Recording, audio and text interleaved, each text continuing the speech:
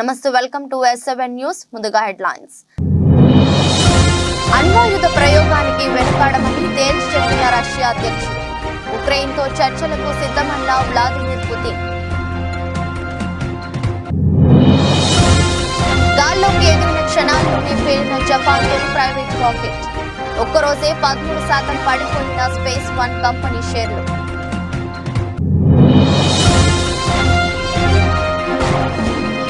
నగరిలో మంత్రి రోజాకు line clear. అసమ్మతి నేతలకు సర్ది చెప్పిన జగన్.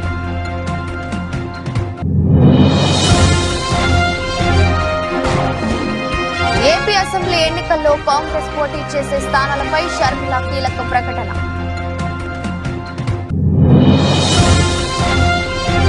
రేషన్ కార్డుతో సంబంధం లేకుండా అందరికీ ఆరోగ్యశ్రీ కసరత్తు చేస్తున్న ప్రభుత్వం.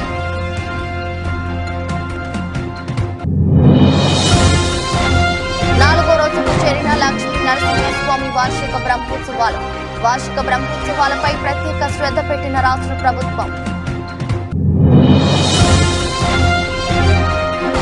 గుజరాత్ పై షెఫాలి మెరుపుల టైటిల్ ఫైట్ కు దూసుకెళ్లిన ఢిల్లీ.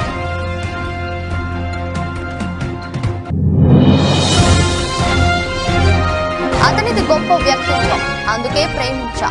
లవ్ ఎఫైర్ పై తొలిసారి స్పందించిన తాప్సీ.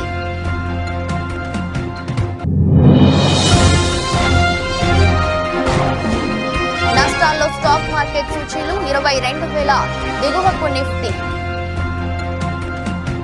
తమ రాజ్యాధికారం, సార్వభౌమత్యం, స్వాతంత్ర్యానికి ముప్పు వాటిల్లితే అణ్వాయుధాలు వాడేందుకు వెనకాడబోమని రష్యా అధ్యక్షుడు వ్లాదిమిర్ పుతిన్ హెచ్చరించారు. అణు వివాదాన్ని సృష్టించే చర్యలకు అమెరికా దూరంగా ఉంటుందని ఆశిస్తున్నట్టు పేర్కొన్నారు. రష్యాలో అధ్యక్ష ఎన్నికలు జరగనున్న వేళ పశ్చిమ దేశాలకు పుతిన్ తీవ్ర హెచ్చరికలు జారీ చేశారు. టెలివిజన్ ఛానల్ కు ఇచ్చిన ఇంటర్వ్యూలో పుతిన్ ఈ వ్యాఖ్యలు చేశారు. జో బైడెన్ ను అనుభవజ్ఞుడైన రాజకీయవేత్తగా అభివర్ణించారు. ప్రపంచం అణువ యుద్ధం వైపు వెళ్తుందని తాను అనుకోవడం లేదన్నారు. ఉక్రెయిన్ తో చర్చలకు తలుపులు ఎప్పుడు తెరిచే ఉంటాయని స్పష్టం చేశారు. In an interview on state television, the Russian leader described US President Joe Biden as a veteran politician who fully understands the dangers of an escalation in tensions. He claimed Russia's nuclear capabilities are more advanced than the West's. The United States announced that they were not going to send troops. We know what American troops are on the Russian territory. These are invaders. This is how we will treat it, even if they appear on the territory of Ukraine and they understand this. I said that Biden is a representative of the traditional political school, and this is proved. But besides Biden, there are plenty of other specialists in the field of Russian-American relations and in the field of strategic deterrence. Therefore, I don't think that everything is rushing so head-on here, but we are ready for this. వాణిజ్యపరంగా అంతరిక్ష ప్రయోగాల రంగంలోకి ప్రవేశించాలన్న Japan ప్రయత్నాలకు ఆదిలోనే చుక్కు ఎదురైంది. బుధవారం ఉదయం కుషిమేటో పట్టణంలోని లాంచ్ సెంటర్ నుంచి నింగిలోకి బయలుదేరిన దేశంలో తొలి ప్రైవేట్ రాకెట్ కైరోస్ లాంచ్ అయిన కొద్ది సెకండ్లలోనే పేలిపోయింది. ఈ రాకెట్ నింగిలోకి ఎగిరితే జపాన్ చరిత్రలోనే తొలి ప్రైవేట్ రాకెట్ నింగిలోకి ఎగిరిన రికార్డు క్రియేట్ అయ్యేది. ఈ రాకెట్ ను స్పేస్ వన్ అనే స్టార్టప్ కంపెనీ తయారు చేసింది. 59 అడుగుల పొడవైన కైరోస్ రాకెట్ ఘన ఇంధనంతో పనిచేస్తుంది. కైరోస్ రాకెట్ ప్రభుత్వానికి చెందిన శాటిలైట్ ను నింగిలోకి మోసుకెళ్లాల్సి ఉంది. రాకెట్ పేలిపోవడంతో భారీగా మంటలు ఎగిసిపడ్డాయి. శిథిలాలు సమీపంలోని పర్వతాలు సముద్రం మీద చెల్లా చెదురుగా పడ్డాయి. ఈ రాకెట్ మార్చి 9వ తేదీనే లాంచ్ కావాల్సి ఉండగా పలు కారణాల వల్ల లాంచింగ్ వాయిదా పడింది. రాకెట్ పేలిపోవడంతో స్పేస్ వన్ కంపెనీ షేర్లు జపాన్ స్టాక్ మార్కెట్లో ఒక్కరోజే 13% పడిపోయాయి.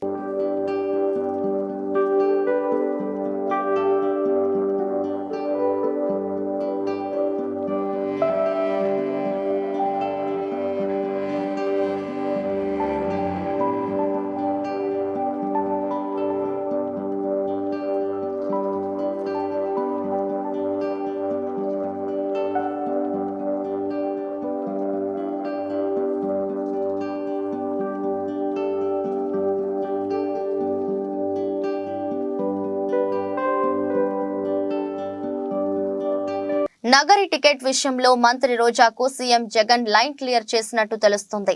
ఏపీలో ఎన్నికలు సమీపిస్తున్న వేళ మంత్రి రోజాపై వ్యతిరేకత పెరుగుతుంది.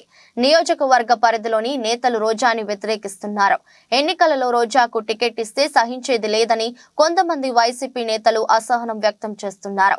నగరిలో రోజాకి తప్ప ఇతరులు ఎవరికి సీటు కేటాయించినా తాము గెలిపిస్తామని అంటున్నారు. ఈ నేపథ్యంలో మంత్రి రోజా సీఎం జగన్ ను కలిసి అసమ్మతి నేతలపై ఫిర్యాదు చేశారు. దీనిపై స్పందించిన సీఎం జగన్ నగరి టికెట్ విషయంలో మంత్రి రోజాకు లైన్ క్లియర్ చేసినట్టు సమాచారం. అసమ్మతి నేతలకు సర్ది చెప్పిన జగన్ అందరూ కలిసి పనిచేయాలని సూచించినట్టు తెలుస్తోంది. మరోవైపు సత్తెనపల్లి, నర్సరావుపేట నగరి అసంతృప్త నేతలకు కూడా సీఎం జగన్ సర్ది చెప్పారు. కొన్ని రోజులుగా మంత్రి అంబటి పలువురు నేతలకు మధ్య గ్యాప్ వచ్చినట్టు తెలుస్తోంది. అంబటిని గెలిపించాల్సిన బాధ్యత తమదేనని అసంతృప్తి నేతలకు జగన్ సూచించారు. మళ్లీ అధికారంలోకి వచ్చాక అందరికీ తగిన ప్రాధాన్యత ఉంటుందని అసంతృప్తి నేతలకు భరోసా ఇచ్చారు. నరసరావుపేట ఎమ్మెల్యే గోపిరెడ్డి నుంచి తాము ఎదుర్కొంటున్న సమస్యలను సీఎం జగన్ కు 6 సంతృప్త నేతలు వివరించారు. తమ రాజకీయ విశ్వసనీయతను దెబ్బతీసేలా గోపిరెడ్డి వ్యవహరిస్తున్నారంటూ నేతలు వాపోయారు. ఇక ముందు ఎలాంటి ఇబ్బందులు లేకుండా చూసే బాధ్యత తనదని జగన్ హామీ ఇచ్చారు. పార్టీ నిలబెట్టిన అభ్యర్థిని గెలిపించేందుకు అందరూ కలిసి పనిచేయాలని సీఎం జగన్ సర్ది చెప్పారు.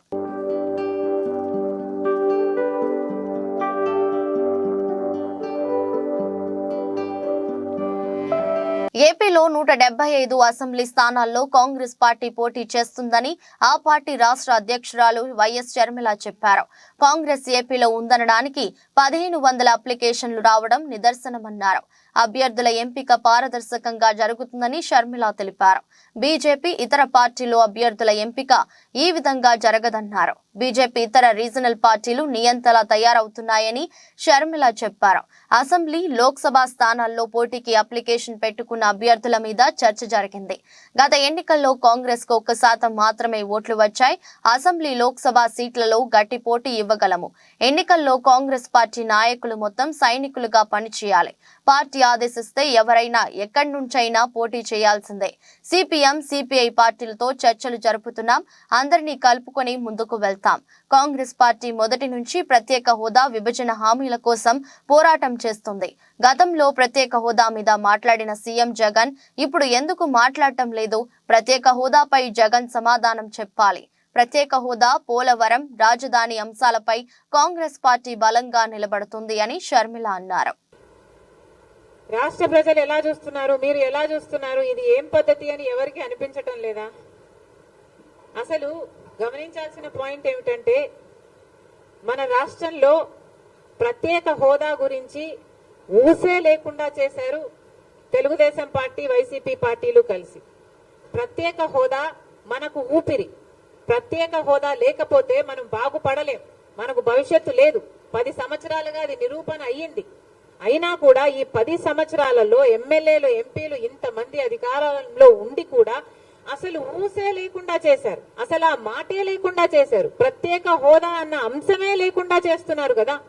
ఈరోజు మేము కాంగ్రెస్ పార్టీగా వచ్చి మేము కొట్లాడుతున్నాం తప్ప ప్రత్యేక హోదా గురించి తెలుగుదేశం పార్టీ గాని, చంద్రబాబు గారు గాని, వైసీపీ జగన్మోహన్ రెడ్డి గారు గాని ఒక్క నిజమైన ఉద్యమమైనా చేశారా అధికారంలో ఉండి, ముఖ్యమంత్రులుగా ఉండి అని అడుగుతున్నాం. ఈరోజు ప్రత్యేక హోదా మనకు బీజేపీ పార్టీ ఇవ్వలేదు. పోలవరం ప్రాజెక్టు ఇవ్వలేదు. మనకు రాజధాని ఇవ్వలేదు.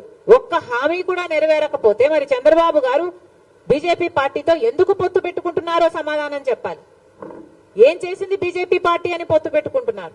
బీజేపీ పార్టీ ఇంత మోసం చేస్తే, ఇంత వెన్నుపోటు పొడిస్తే చంద్రబాబు గారు అంతగా తిట్టి, అంతగా దూషించి మళ్ళీ ఈ రోజు రాష్ట్రం కోసమని నేను పొత్తు పెట్టుకుంటున్నానని చెప్తున్నాడంటే ఇంకా ఏమనాలి మనిషిని?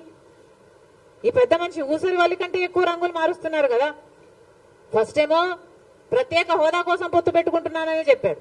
ఎన్నికలు గెలిచారు. వాళ్ళ కేబినెట్ లో అధికారం కూడా అనుభవించారు. ఆ తర్వాత లేదు అని తిట్టి మరీ బయటకు వచ్చారు. మళ్ళీ ఇప్పుడు మళ్ళీ మెచ్చుకొని మేము గౌరవిస్తున్నామని చెప్పి మళ్ళీ చేరుతున్నారు. దేనికంటే మీకు గౌరవం? పవన్ కళ్యాణ్ గారు కూడా అడుగుతున్నాను. మోడీ అంటే అపారమైన గౌరవం అన్నారు. దేనికి మీకు అపారమైన గౌరవం? మనకు పోలవరం ఇచ్చినందుకు మీకు అపారమైన గౌరవమా? మన రాజధాని ఇచ్చినందుకు మీకు అపారమైన గౌరవమా? స్పెషల్ చేసి ఇచ్చినందుకు మీకు అపారమైన గౌరవమా? ప్రజలకు సమాధానం చెప్పాల్సిన అవసరం ఉంది. రాష్ట్రంలో ఆరోగ్యశ్రీని ప్రత్యేక పథకంగా అమలు చేయాలని ప్రభుత్వం భావిస్తుంది. రేషన్ కార్డు ఆర్థిక స్థితితో సంబంధం లేకుండా ప్రజలందరికీ వర్తించేలా ఈ పథకాన్ని విస్తరించాలని నిర్ణయించింది. ఈ నిర్ణయానికి అనుగుణంగా లబ్ధిదారులకు రాజీవ్ ఆరోగ్యశ్రీ పేరుతో కొత్త కార్డులు ఇవ్వాలని యోచిస్తోన్నది. ఈ నేపథ్యంలో లబ్ధిదారుల గుర్తింపు ఇతర మార్గదర్శకాలపై అధికారులు కసరత్తు చేస్తున్నారు. ప్రైవేట్ ఇన్సూరెన్స్ కంపెనీల తరహాలో ప్రతి కుటుంబాన్ని ఒక యూనిట్ గా తీసుకుని ప్రత్యేక నంబర్ కేటాయించి కార్డులు ఇవ్వాలని నిర్ణయించినట్టు సమాచారం. రాష్ట్ర వ్యాప్తంగా అందరికీ డిజిటల్ హెల్త్ ప్రొఫైల్ రూపొందిస్తామని ఇప్పటికే ప్రకటించిన ప్రభుత్వం ఈ వివరాలను ఆరోగ్యశ్రీ కార్డులతో అనుసంధానం చేయనున్నది. 2-3 నెలల్లో ఈ ప్రక్రియ ప్రారంభమయ్యే అవకాశం ఉన్నది. ప్రస్తుతం రాష్ట్రంలో 90 లక్షలకు పైగా తెల్ల రేషన్ కార్డులు ఉన్నాయి. మిగతా వారిలో ప్రభుత్వ ఉద్యోగులు వంటి వారు ఉన్నారు. వారికి కూడా ప్రభుత్వం ప్రత్యేకంగా హెల్త్ స్కీమ్ ను అమలు చేయాల్సి వస్తుంది. దీంతో 90% పైగా జనాభాకు ప్రభుత్వ హెల్త్ స్కీమ్ వర్తిస్తుందని వైద్య శాఖ చెబుతుంది. మిగతా వారిని కవర్ చేసి రేషన్ కార్డుతో లింక్ తీసేస్తే కార్డుల సంఖ్య తగ్గుతుందని భావిస్తున్నట్టు సమాచారం. ఇలా చేస్తే ప్రభుత్వంపై ఏటా దాదాపు 450 కోట్ల మేరకు అదనపు భారం పడుతుందని అంచనా.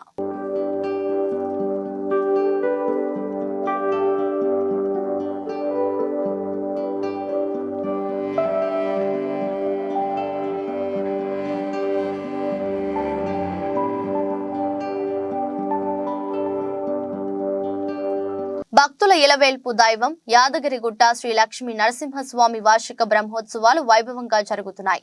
బ్రహ్మోత్సవాలలో భాగంగా 4వ రోజు గురువారం ఉదయం వటపత్ర సాయి అలంకార సేవలో లక్ష్మీ నరసింహస్వామి భక్తులకు దర్శనమివ్వనున్నారు.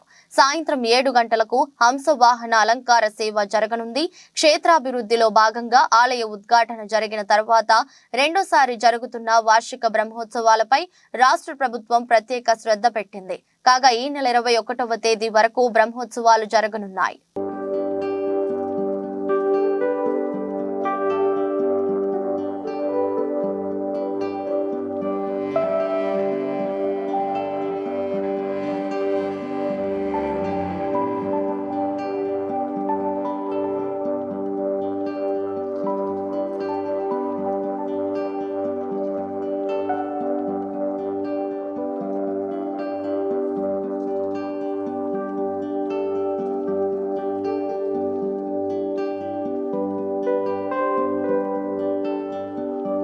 ములుగు నియోజకవర్గంలోని పెద్దాపూర్, గుర్రంపేట, బౌసింగ్పల్లి, సుబ్బక్కపల్లి గ్రామాల్లో 2,34 లక్షలతో చేపట్టిన పలు అభివృద్ధి కార్యక్రమాలను కొబ్బరికాయ కొట్టి ప్రారంభించిన రాష్ట్ర పంచాయతీరాజ్ గ్రామీణాభివృద్ధి స్త్రీ సంక్షేమ శాఖ మంత్రి వర్యులు డాక్టర్ ధనసరి అనసూయ సీతక్క.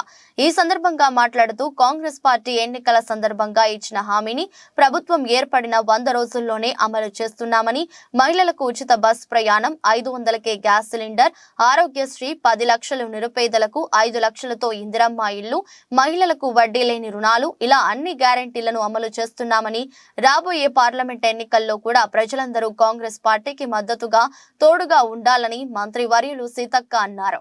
ఈ కార్యక్రమంలో వివిధ శాఖల అధికారులు మరియు కాంగ్రెస్ పార్టీ జిల్లా, బ్లాక్, మండల, గ్రామ నాయకులు, కార్యకర్తలు ఉన్నారు. మరి మహిళలందరికీ కూడా ఉచిత బస్సు ప్రయాణం ఏర్పాటు చేసి ఇప్పటి వరకు 30 కోట్ల ప్రయాణాలు ఒక్కొక్క అక్క 10-20 సార్లు బస్సు ప్రయాణం చేసి, కానీ మనం బస్సు ప్రయాణం పెట్టినాక ఊళ్ళకు బస్సులు రావద్దు అని పాపం ఆటో సోదరులను టీఆర్ఎస్ వాళ్ళు రెచ్చగొట్టి కొంతమందిని ఆటోలను కాలబెట్టేటట్టుగా ప్రోత్సహించి ఊరూర్లో బస్సులో తిరగద్దని అడ్డుకునే ప్రయత్నం చేస్తా ఉన్నాం. మేమేమంటామంటే ఆటోల టైంలో ఆటోలు తిరుగుతాయి, ఎందుకంటే పొద్దున సాయంత్రం బస్సు వస్తుంది. ఇప్పుడు ఇక్కడ నుంచి హన్మకొండ పోవాలి, మరి ఆటో హన్మకొండ దాకా వస్తుందా? రాదు కదా. మరి అట్లా హన్మకొండ దాకా పోవాలంటే కనీసం 200 రూపాయలన్నా ఖర్చు వస్తుంది. 200 రూపాయలు నెలకు ఒక 4-5 సార్లు పోయేటోళ్ళు అయితే మరి ఒక 2-3 వేల రూపాయలన్నా వాళ్ళకు మిగులుతాయి ఆడోళ్ళకు, అక్కలకు అని మన సీఎం రేవంత్ రెడ్డి గారు సోనియమ్మ ఆదేశం మేరకు ఉచితంగా బస్సు ప్రయాణం పెట్టింది. ఎవరెన్ని అడ్డుకున్నా 30 కోట్ల ప్రయాణాలు అంటే మన మహిళలు అన్ని సార్లు బస్సులు ఎక్కి దిగింది. అదే కాకుండా మరి ఆరోగ్యశ్రీ ఏదన్నా అయితే 10 లక్షల వరకు కూడా ఫ్రీగా వైద్యం అందుతుంది. మరి దానితో పాటు మేము ఇక్కడే ఉండి 200 యూనిట్ల కరెంటు ఫ్రీగా ఇస్తామని చెప్పినాం ఆ రోజు ఎన్నికల కంటే ముందు. కాంగ్రెస్ వాళ్ళు ఇచ్చేది అవుతుందా కాదు అని అన్నారు. కానీ 200 యూనిట్ల కరెంటు మరి రేపటి నుంచి వచ్చేటువంటి బిల్లు మీకు కరెంటు బిల్లు ఉండదు. అంతకుముందు చూస్తే నాకు చాలా సార్లు వచ్చిన ఫోన్, ఇటు ఎస్సీ కాలనీ కట్ అయింది, ఇటు ఎస్టీ కాలనీ కట్ అయింది, బీసీ కాలనీ కరెంటు బిల్లులు కట్టట్లేదని ఇల్లు. కానీ పేదోళ్ళు ఉండేటువంటి ఇళ్ళ కరెంటు బిల్లులు గతంలో బీఆర్ఎస్ పార్టీ ముక్కుబిండి వసూలు చేసింది. కోట్లు ఉన్న లెక్కమో ఫ్రీ. ఆర్మూర్ డివిజన్ కేంద్రంలో ఉన్నటువంటి మెర్తాడ్, కమ్మర్పల్లి, భీమ్గల్ మండలాల మీదుగా నేషనల్ హైవే మంజూరు అయింది. ఈ రహదారిని ప్రస్తుతం ఉన్న రహదారి ద్వారా కాకుండా పంట పొలాల నష్టం జరిగే విధంగా సైద్యం చేస్తున్న పొలాల నుండి రోడ్డు వేయడం ద్వారా నష్టం జరుగుతుందని, రైతులు నష్టపోతారని గత కొన్ని రోజులుగా రైతులు ధర్నాలు చేస్తే దానికి మద్దతుగా సిపిఐ ఎంఎల్ ప్రజాపందా పార్టీ నిలబడితే ఆర్మూర్ ఆర్డీఓ ప్రజా అభిప్రాయం సేకరణ అంటూ వారి సమక్షంలో సమావేశం నిర్వహించిందన్న సందర్భంలో వారికి అండగా వెళ్లిన సిపిఎం ఎల్ ప్రజాపందా పార్టీ నాయకులు ఆర్డీఓ రెచ్చగొట్టే విధంగా వ్యాఖ్యలు చేస్తూ ఆర్మూర్ ఏసీపీ బస్పారెడ్డి దురుసుగా ప్రవర్తించి ప్రజాపందా నాయకులను అరెస్టు చేయడం ప్రజాస్వామ్యమైన చర్య కావున దీన్ని వ్యతిరేకిస్తూ Armoor CPI ML sub division నాయకులు ఆర్మూర్ ఆర్డీఓ ఏసీపీ గారి దిష్టిబొమ్మ ఆర్మూర్ పట్టణంలోని అంబేద్కర్ చౌరస్తా వద్ద దగ్ధం చేశారు.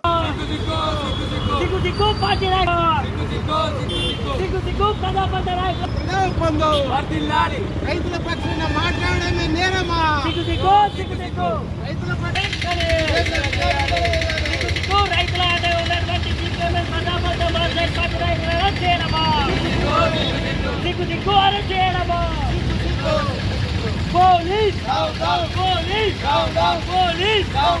ఆర్మూర్ నియోజకవర్గ కాంగ్రెస్ పార్టీ ఇన్ఛార్జ్ వినయ్ కుమార్ రెడ్డి ఆదేశానుసారం పీవీఆర్ భవన్ లో ఆర్మూర్ నియోజకవర్గ యువజన Congress vice president Bindla Prashanth media సమావేశంలో మాట్లాడుతూ ఆర్మూర్ ఎమ్మెల్యే రాకేష్ రెడ్డి మిమ్మల్ని ప్రజలు అభివృద్ధి చేస్తారని గెలిపిస్తే మీరు మాత్రం సినిమా డైలాగులు కొడుతూ పబ్బం గడుపుతున్నారు.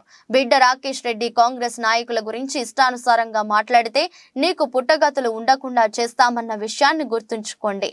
నీకు దమ్ముంటే నిధులు తీసుకురండి, లేకపోతే అభివృద్ధికి సహకరించండి. కానీ తెలంగాణ ముఖ్యమంత్రి రేవంత్ రెడ్డిని విమర్శిస్తే ఆర్మూర్ నియోజకవర్గంలో మా యువజన కాంగ్రెస్ నాయకులు మిమ్మల్ని తిరగకుండా చేస్తారు, జాగ్రత్త అని హెచ్చరించారు. విలేకరుల సమావేశంలో విచ్చేసిన వారు town president Vijay Agarwal, youth Congress నియోజకవర్గ జనరల్ సెక్రటరీ తిరుమన్పల్లి నవనీత్, నియోజకవర్గ నాయకులు ఎడ్డిగారి నిఖిల్, తోపారం భగత్, శ్రావణ్, రాజశేఖర్, గుండు, హరీష్, అల్జాపూర్ కిరణ్, వినోద్, సుశాంత్, యువజన పార్టీ నాయకులు తదితరులు పాల్గొన్నారు.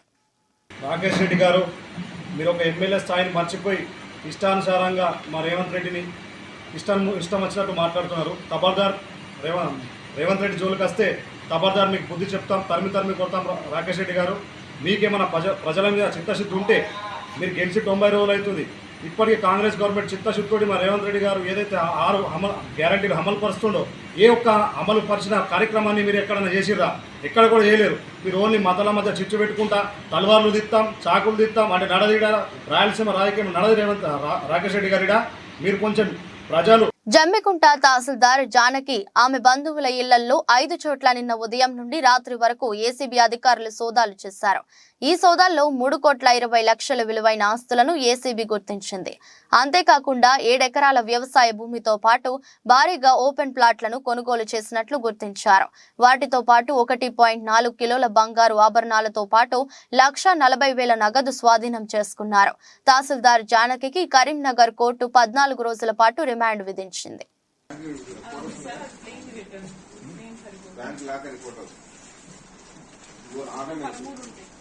అవి బిడ్డలు సీసీ కార్డు పెట్టు, సతీష్ పెట్టు, క్యాష్ కూడా పెట్టు, ఒకసారి క్యాష్ కూడా నాకు 2 పెట్టాలి.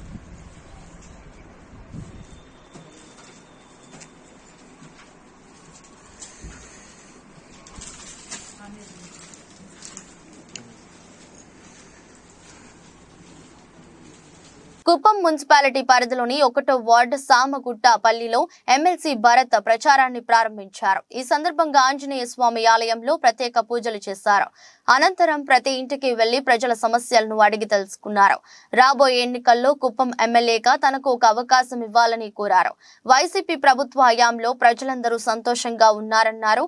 మరిన్ని సంక్షేమ పథకాలు రావాలంటే రాబోయే ఎన్నికల్లో వైసీపీ ప్రభుత్వానికి ప్రజలందరూ ఓటు వేసి గెలిపించాలన్నారు. ఈ కార్యక్రమంలో municipal chairman doctor Sudheer, ward కౌన్సిలర్లు మరియు వైసీపీ నేతలు, కార్యకర్తలు తదితరులు పాల్గొన్నారు. 2024వ సార్వత్రిక ఎన్నికలకు సంబంధించి కుప్పం నియోజకవర్గంలో వైఎస్ఆర్సీపీ పార్టీ ఎలక్షన్ క్యాంపెయిన్ అనేది స్టార్ట్ చేయడం జరుగుతోంది. గడిచిన 4.5 సంవత్సరాలుగా జగన్మోహన్ రెడ్డి గారి నాయకత్వంలో ఎటువంటి లబ్ధి ప్రతి ఇంటికి చేరింది, ఏ రకమైనటువంటి అభివృద్ధి ప్రతి ఒక్క ప్లేస్కి చేరింది అనేది గుర్తు చేస్తూ మరొక్కసారి జగన్మోహన్ రెడ్డి గారు అధికారంలోకి రాకపోతే పేదవాడు అనేటటువంటి వాడు చాలా నష్టపోతాడు. కాబట్టి రాబోయేటటువంటి తరానికి తీవ్రమైనటువంటి అన్యాయం జరుగుతుంది. కాబట్టి వాటన్నిటినీ కూడా ప్రజలకు మరొకసారి గుర్తు చేస్తూ కరోనా సమయంలో కానీ ఆ తర్వాత ఎక్కడెక్కడైనా ప్రాబ్లమ్స్ ఉంటే ప్రతి ఒక్క ప్రాబ్లమ్ని వైఎస్ఆర్సీపీ పార్టీ కానీ వైఎస్ఆర్సీపీ పార్టీ శ్రేణులు కానీ ముందుండి ఆ ప్రాబ్లమ్స్ అన్నింటినీ కూడా క్లియర్ చేసుకుంటా ఈ 4.5 years కూడా మేము పనిచేయడం జరిగింది. వాటన్నిటిని కూడా ప్రజలకు ఒకసారి మౌలాలి డివిజన్ కార్పొరేటర్ గున్నాల సునీత శేఖర్ యాదవ్ ఆధ్వర్యంలో కాలనీ సంఘాల ఆత్మీయ సమ్మేళనం నిర్వహించారు. ఈ సమావేశానికి మల్కాజ్గిరి పార్లమెంట్ అభ్యర్థి ఈటెల రాజేందర్ ముఖ్య అతిథిగా విచ్చేసి ప్రారంభించారు.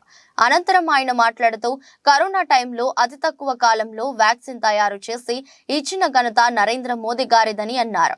ప్రపంచం అన్ని రంగాల్లో భారతీయ దేశం గర్వంగా అనుకుంటున్నాము అంటే నరేంద్ర మోదీ కృషి వల్లే అయిందన్నారు.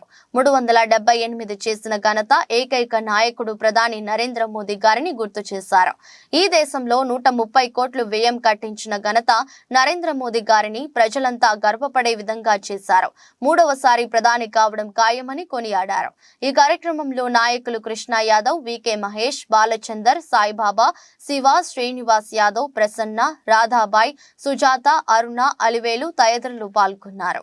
అని చెప్పి ప్రాధేయపడితే ఆ 370 సీట్లలో మల్కాజిగిరి కూడా ఉండాలని చెప్పి నేను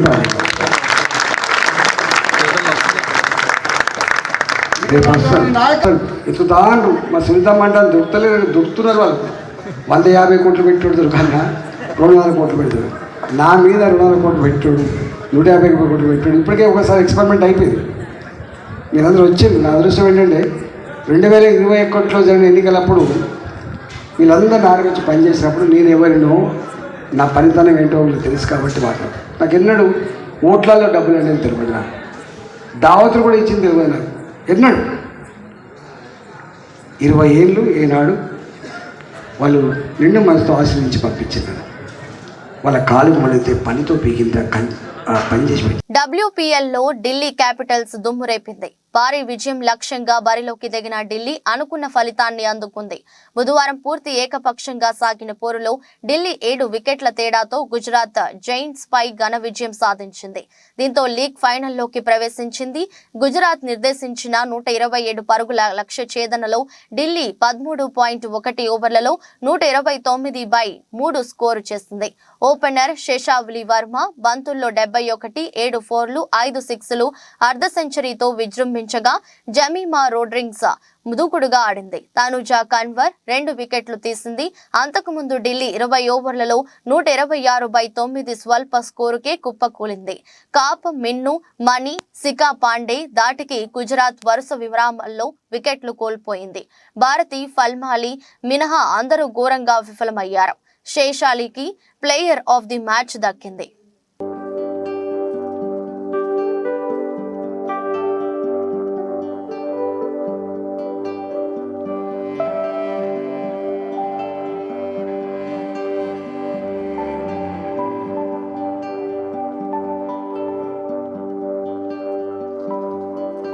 ప్రియుడు మదియాస్ బో గురించి తొలిసారి తన మనసులోని మాటల్ని బయటపెట్టింది అగ్ర కథానాయక తాప్సీ. డెన్మార్క్ బ్యాడ్మింటన్ ప్లేయర్ అయిన మదియాస్ బోతో ఈ అమ్మడు తన గత 9 ఏళ్లుగా ప్రేమలో ఉంది. అయితే తన లవ్ అఫైర్ పై ఈ భామ ఇప్పటి వరకు ఎక్కడా స్పందించలేదు. ఈ జంట త్వరలో పెళ్లిపీటలెక్కబోతున్నారని వార్తలొస్తున్నాయి. ఈ నేపథ్యంలో మదియాస్ బో గురించి ఆసక్తికరమైన వ్యాఖ్యలు చెప్పింది తాప్సీ. మదియాస్ పరిచయం కాకముందు నేను కొంతమంది అబ్బాయిలతో స్నేహం చేశాను, కానీ ఎవరి వ్యక్తిత్వం నన్ను ఆకట్టుకోలేదు. పురుషుల్లో నిజాయితీతో పాటు జీవితం పట్ల పరిణతి ఉండాలని క్రమంగా తెలుసుకున్నాను. ఈ లక్షణాలు మదియాస్ బోలో పుష్కలంగా ఉన్నాయి. అతను నా జీవితానికి భద్రత కల్పించగలడని మా ప్రయాణంలో అర్థం చేసుకున్న గొప్ప వ్యక్తిత్వం కలిగిన అతనితోనే జీవితాన్ని పంచుకోవాలని నిర్ణయించుకున్నా అని తాప్సీ చెప్పుకొచ్చింది. అయితే పెళ్లి వార్తలపై స్పందించడానికి ఈ భామ నిరాకరించింది. సమయం వచ్చినప్పుడు తానే ఈ విషయాన్ని వెల్లడిస్తానని చెప్పుకొచ్చింది.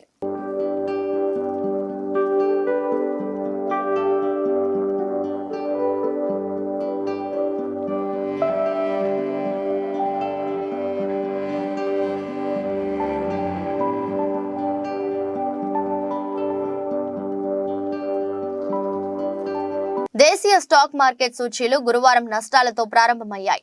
అంతర్జాతీయ మార్కెట్లలోని ప్రతికూల సంకేతాలు సూచీలపై ప్రభావం చూపుతున్నాయి.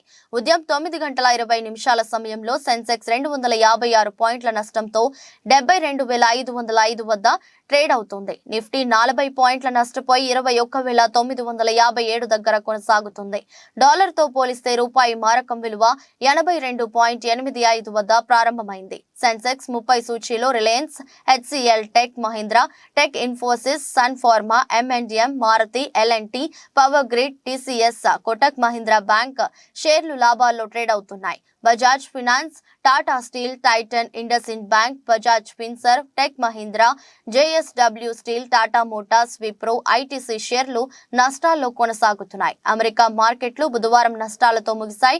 నేడు ఆసియా పసిఫిక్ ప్రధాన సూచీలు మిశ్రమంగా ట్రేడ్ అవుతున్నాయి. అంతర్జాతీయ మార్కెట్లో బ్యారెల్ బ్రెంట్ చమురు ధర $80.20 వద్ద ట్రేడ్ అవుతుంది. విదేశీ సంస్థాగత మదుపరులు బుధవారం నికరంగా 4,595.06 కోట్ల విలువ చేసే షేర్లను విక్రయించారు. దేశీయ సంస్థాగత మదుపరులు 9,093.72 కోట్ల స్టాక్స్ ను కొనుగోలు చేశారు.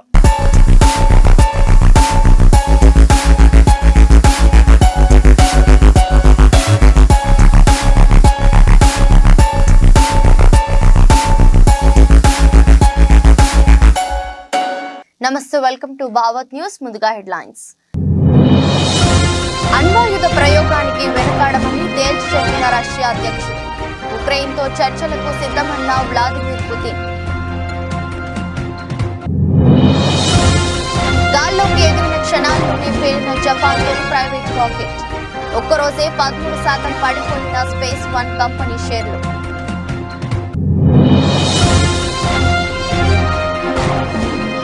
నగరిలో మంత్రి రోజాకు లైన్ క్లియర్. అసమ్మతి నేతలకు సర్ది చెప్పిన జగన్.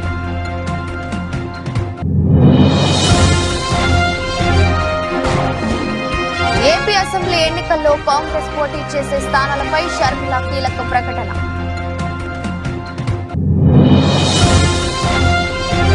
రేషన్ కార్డుతో సంబంధం లేకుండా అందరికీ ఆరోగ్యశ్రీ కసరత్తు చేస్తున్న ప్రభుత్వం.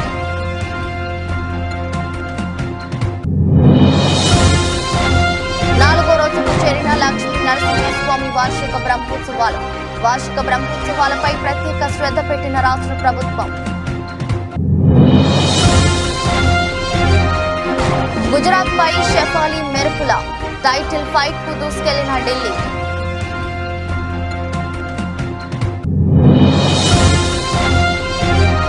అతనిది గొప్ప వ్యక్తిత్వం, అందుకే ప్రేమించా.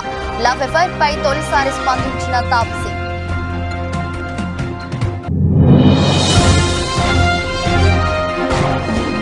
నష్టాల్లో స్టాక్ మార్కెట్ సూచీలు 22,000 దిగువకు నిఫ్టీ.